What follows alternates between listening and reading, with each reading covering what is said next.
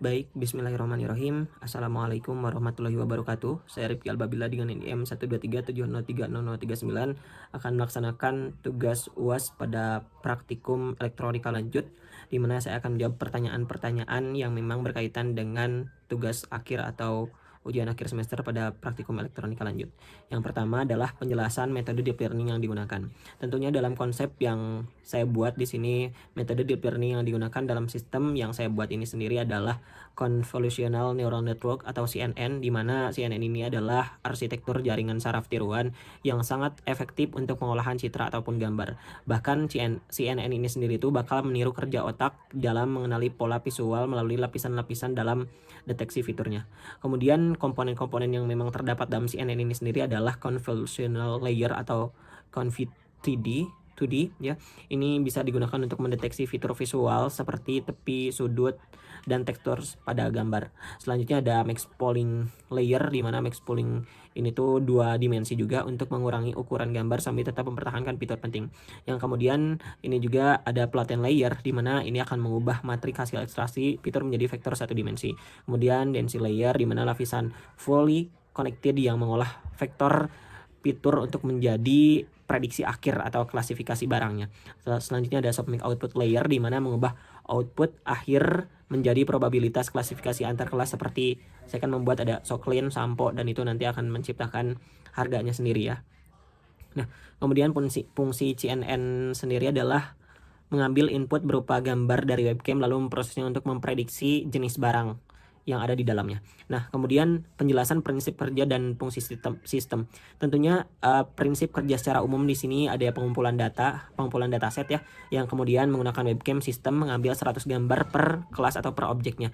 Nah, kemudian ini ada Soclean juga gambarnya 100, terus ada Sampo juga 100, serta akan menyimpannya dalam folder yang terpisah gitu. Kemudian ada pelatihan model CNN, di mana dataset ini sendiri akan dibaca dan diproses menjadi ukuran tetap, misalnya 100 kali 100 pixel seperti itu. Dengan model CNN dilatih menggunakan gambar-gambar tersebut untuk mengenali visual dari masing-masing jenis barang.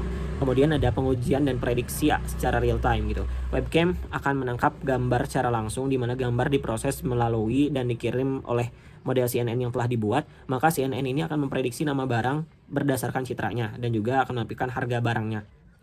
Nah, kemudian sistem akan mencocokkan nama barang ke dalam dictionary harga atau harga barang dan menampilkan harganya di layar seperti itu.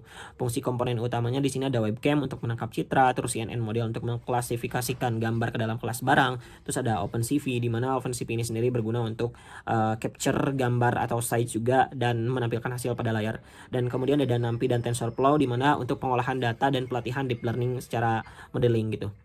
Nah, nanti hasil akhirnya atau outputnya itu adalah akan menciptakan menampilkan harga barang dan juga nama barangnya seperti itu.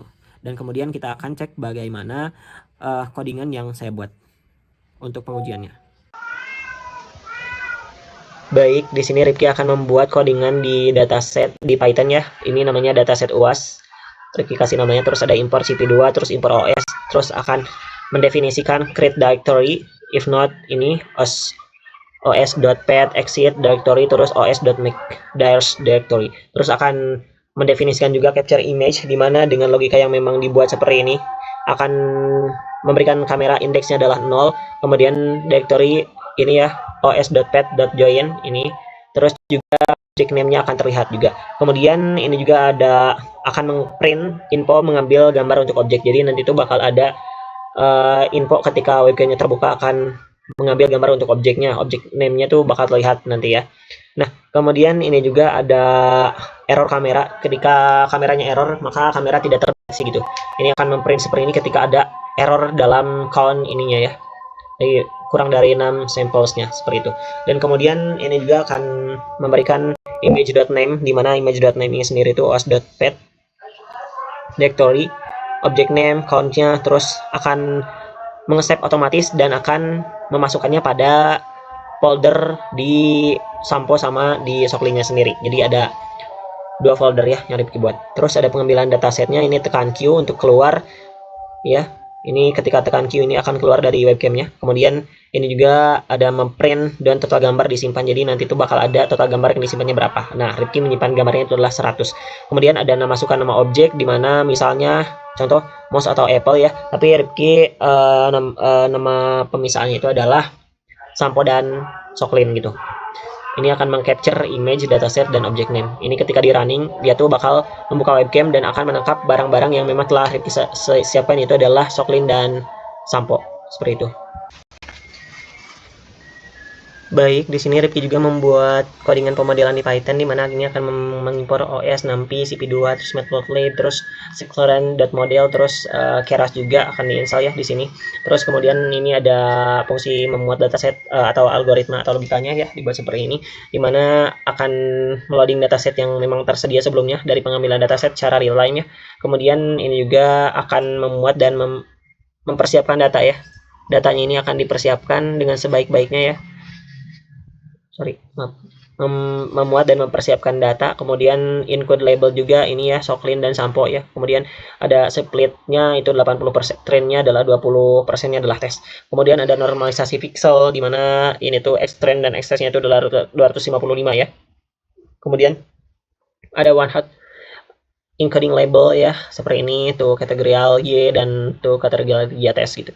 Kemudian ada arsitektur CNN di mana ini arsitektur CNN-nya sendiri itu dibuat sedemikian rupa agar menciptakan hasil yang oke pada pemodelannya. Kemudian ada simpan model terbaik, maka setelahnya itu akan menyimpan model-model terbaik yang memang bisa disimpan dalam bentuk base model Keras gitu kan, sehingga nanti itu bakal mendeteksi mana sih model yang terbaik dan memang mudah untuk dikenali. Kemudian ada melatih model, dengan melatih modelnya sendiri itu ini epochnya selama 50 ya, terus size-nya itu 32.